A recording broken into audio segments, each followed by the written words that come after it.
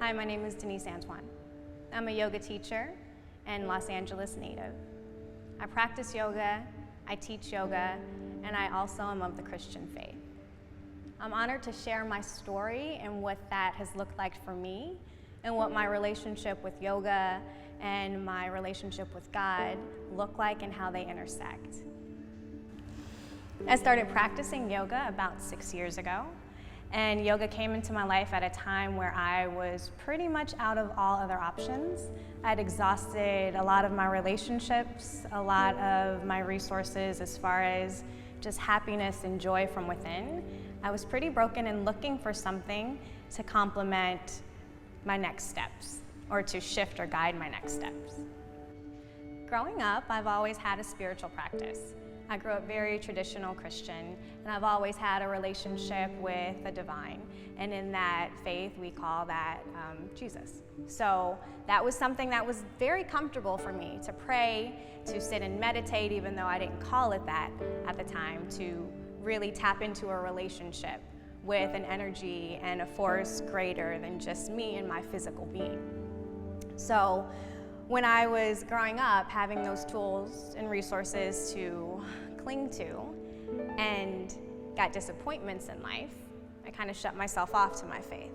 I tricked myself into thinking that people letting me down or being in abusive situations or unhealthy situations, some in my control, some out of my control, that somehow or another, God was responsible for these acts and not people. And I shut my back and turned myself off to God.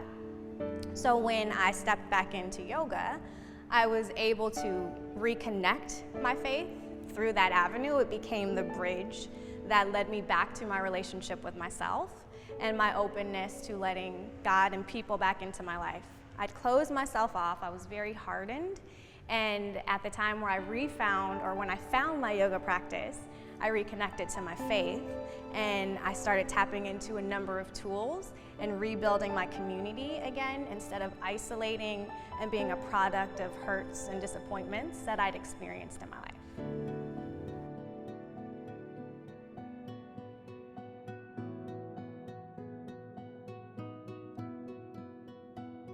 Growing up a dancer, my physical practice was very easy to cross over to. I started practicing yoga about 6 years ago, and at that moment when I stepped into my first yoga class here in Los Angeles with Travis Elliott, I understood by the end of class, when I ended up in Shavasana with tears pouring down my face, that there was something deeper than just a physical workout happening. And I was very curious to see how God met me in the yoga studio. And from there, my purpose that I had been postured for leading up to that point intersected all of these parts that outside looking in, growing up, maybe I would have thought were very contradictory of each other. But when I started to continue to delve into the experience, I understood that there was no accident from anything that I'd prepared for, that had merged with what I was intersecting with in that present moment.